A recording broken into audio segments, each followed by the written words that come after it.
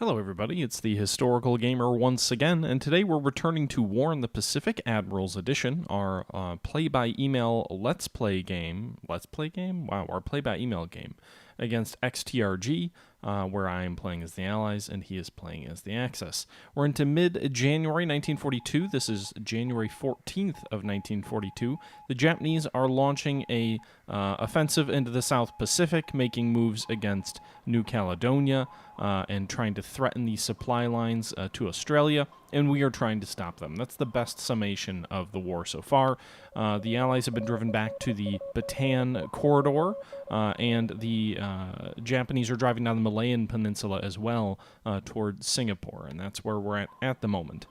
Meanwhile, you can see here a lot of submarine activity occurring so far. It's the night turn. It's usually when you get a fair bit of submarine activity, and looks like some depth charging is going on here on I-23 off the coast of Hawaii. Okay, so that'll do that. I think, was that the second time we engaged the I-23 in that night phase? I'm not sure, in any event. So I think that's going to do it for the night phase. Let's move ahead here to the day phase. He's unloading some troops at Kuatan. He's unloading some cargo at Comac, where he has a landing party on the northern tip of New Caledonia. Unloading more troops, I guess, off of New Caledonia, or is it cargo? I'm not sure. In any event, bringing more supply, more convoys in. We have a cruiser force that's trying to intercept some of his shipping in that general area, so we'll have to see how that plays out, or where they're at when this turn ends. Another fast transport into Kuatan, so the Japanese are strengthening themselves on the Singapore Peninsula, which is to be expected. Or not Singapore, the Malayan Peninsula, sorry. Okay, our own submarines are, I guess, oh no, it's an ASW attack off the coast of Japan. Japanese submarine launching, oh, fuck. Alright, at least they only got one torpedo hit. They just put a torpedo into one of our battleships that had been bombarding Midway. A single fish, but not heavy damage, so hopefully she's not hit too hard. She should make it back to Pearl unless she gets attacked again.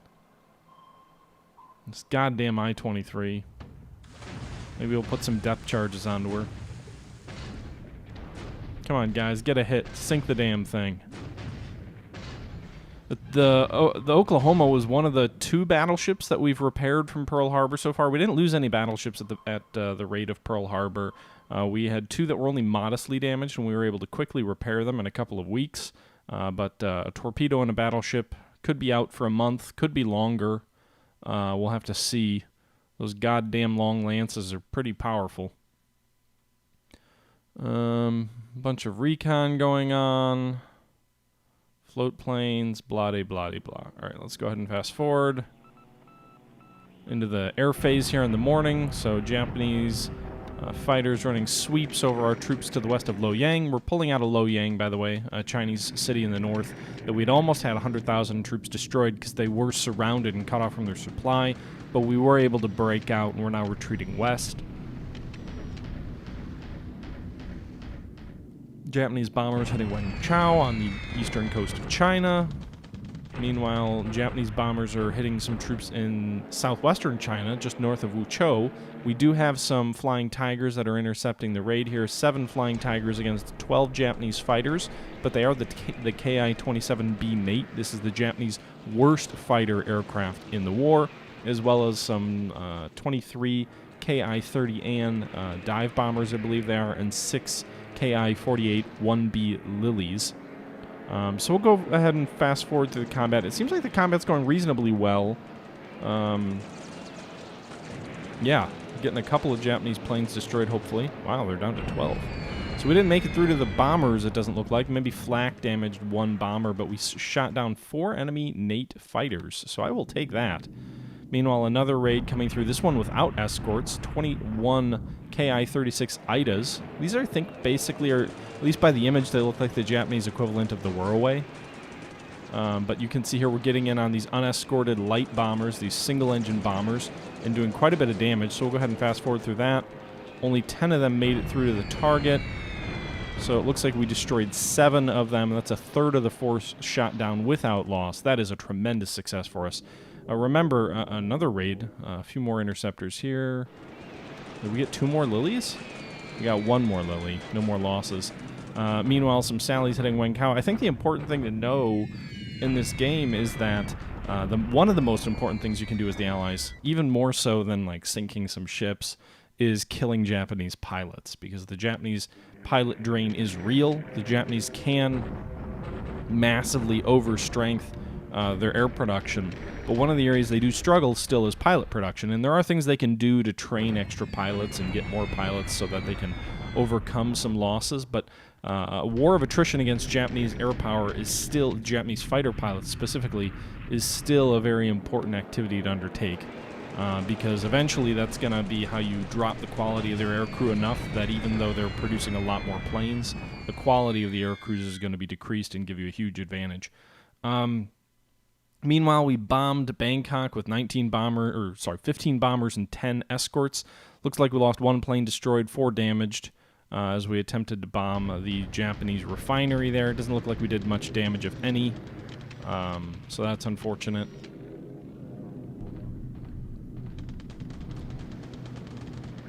Let's see. More recon. Japanese carrier raid on the west coast of Australia. So we were right. They were moving for Australia. We'll see if they go for the port of Sydney or what they do. They're hitting some mine layers, so I'm just going to fast forward through that. Or not mine layers, mine sweepers. So they sank 2 AMs, which are basically worthless from a victory point perspective. 1 Val damaged. If he loses that plane, if that plane crashes on landing, then that raid will largely have been neutral in terms of victory points. Meanwhile, we did have 2 troop transports, 2 very small troop transports, not terribly worth anything, that were trying to retreat north along the eastern coast of Australia. I never wanted them in that area. I had ordered them to Perth, but they took the wrong route, so then I had to try and run them the wrong direction and then correct the mistake, and so obviously they're getting hit hard here with another Japanese carrier raid here. Some Kates, 23 Zeros, 13 Kates, 4 bomb hits in each of these things, and both of them go down. So the Japanese are active off the coast of Australia. The bulk of our valuable stuff looks like it's gotten away, and so far no indication that the cruisers are doing anything. Japanese float planes over some of our transports. We've still been sneaking supplies into Bataan. Bataan is basically packed to the gills with supplies, so those troops will hopefully hang out for a while.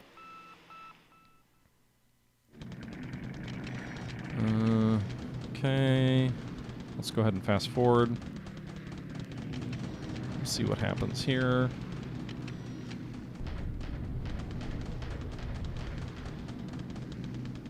Not a whole lot going on. We did have the battleship torpedoed, and we did have some big air actions over China that were good for us. God damn it. I think this might be our first tanker sunk. Japanese submarine found, a tanker that was carrying oil out of the Dutch East Indies and pounded it with a lot of torpedoes. Our destroyers try and find it, but can't. 3 torpedoes into the tanker Salland, and she goes down. So that's our first tanker loss. Overall, with using our tankers where we have, that's not the worst. I mean, the fact that it took us a month and a half to lose one, it's fine. Japanese bombardment attack at Wencao, so nothing much is going to happen there. They outnumber us almost 2-1, but nothing comes from the bombardment attack. Another bombardment attack at Mersing. They're trying to delay our withdrawal. We're trying to pull our troops south to Johor Bahru. Now that the Japanese have advanced on the western portion of the peninsula, we want to make sure that the bulk of our force here doesn't get cut off and destroyed, and so they're obviously trying to slow us down with bombardment. They actually lose casualties. We don't lose anything. They've got 26 guns and 3,000 men bombarding 23,000 men and 180 guns, so definitely gives us the edge. Japanese deliberate attack at Kaigan here on the island of Mindanao here, or Cagayan, maybe is how you pronounce it. We've got 1 really good infantry division, the 102nd Filipino Infantry Division, and then we've got a couple of infantry regiments of pretty high quality, the 102nd, 103rd, and the 3rd Filipino Constabulary Regiment. All pretty decent regiments. But the Japanese are attacking here with a landing force. The attack failed, 1-2 losses. They lost 691 men, 10 squads destroyed, 45 disabled. We lost 294 men, 2 squads destroyed, 40 disabled. So that combat went very much in our favor. So we'll continue hanging on to the southern island in the Philippines against the Japanese. And that's going to do it for the turn. You can see here some fortifications are expanding. And then I think, let's see here. I think that's going to about do it for this turn. It's probably going to kick us out to the main screen so they don't have to jump back in. So I'm going to go ahead and kind of catch you guys on the flip side, and we will see how badly, I think it was the Oklahoma, was hit by Torpedo, and we'll take a look at our turn and see what we're up to. No action by the cruisers, though. That was unfortunate, but maybe they're not quite there yet. We'll see where they are. We'll see if they're detected and relative to everything else going on.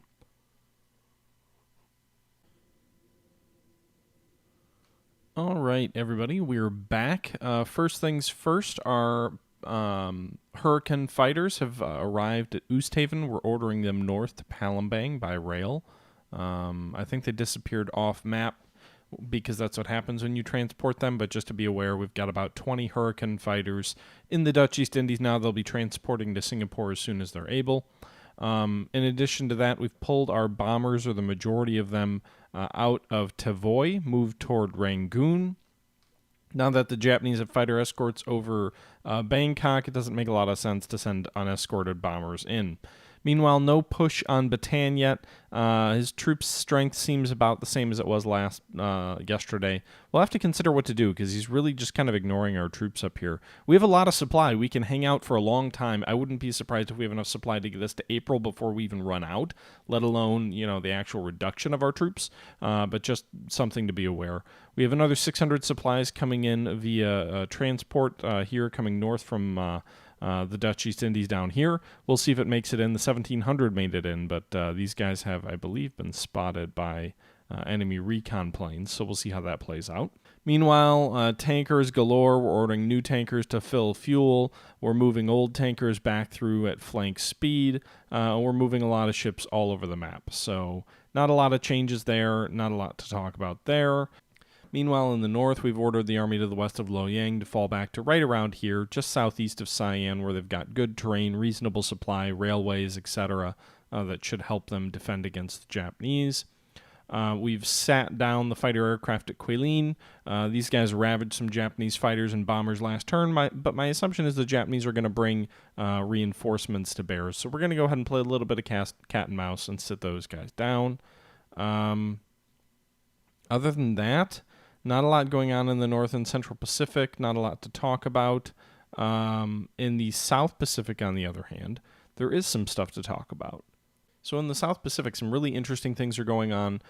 This fuel task force is retreating north. His carriers, last recon, still had them moving west towards Sydney.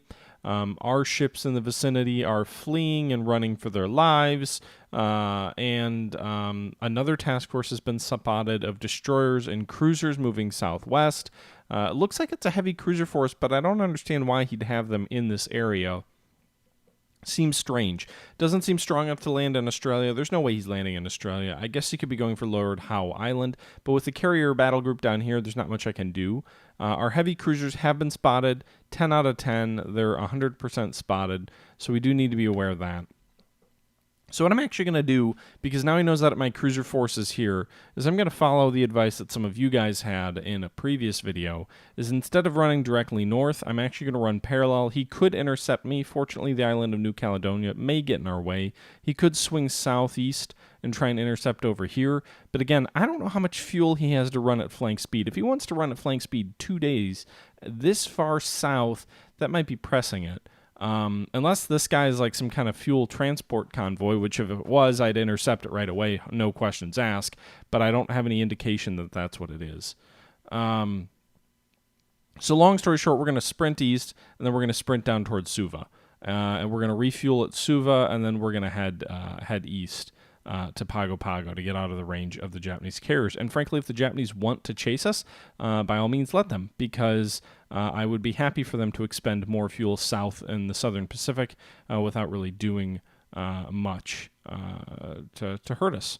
Most of our shipping in the area has been evacuated. I think we have one tanker northeast here of Auckland, so if he does sprint directly east, he could run into them, but it seems unlikely. So we'll have to see if he responds to us at not or not. If he doesn't, then maybe we'll intercept shipping in around Espiritu Santos. If he does, then we may run further and faster. We've got enough fuel to get to Suva, so that's what our cruisers are going to do. Meanwhile, if we go back and we take a look at Pearl and we take a look at the Oklahoma, damage is worse than I hoped. Not from a flood or flotation perspective. Only 26 engine damage and 19 float damage. But apparently the damage is going to take over 2 months to repair. So that's a bit of a yeesh. We may try and send her back to the U.S. if we think we can get better repair times there. But for the moment, she's in dock at Pearl Harbor. And I think that's going to do it, guys. Sorry for the short video here. I don't have a lot to say. I think it'll be an interesting turn. I think the results will be interesting. But this one, I'm just keeping a little bit shorter. So let me know what your thoughts are. Let me know what you are excited to see. And we'll see what happens with the cruiser force here. That's the big question mark this turn. But anyway, guys, sorry for the short video. I wanted to get something out to all of you. I know this is a bit shorter than usual. I'm recording really late at night. And I've been a little under the weather lately and just kind of was a little bit burned out over the last few days, so I was taking a little bit of a breather, but back into the flight of things here following today. I did want to kind of get this out, but again, a little bit shorter, a little bit tired on the video. I hope it's not terrible. Let me know your thoughts as always, and until next time, this is the Historical Gamer saying thank you for watching, and I'm out.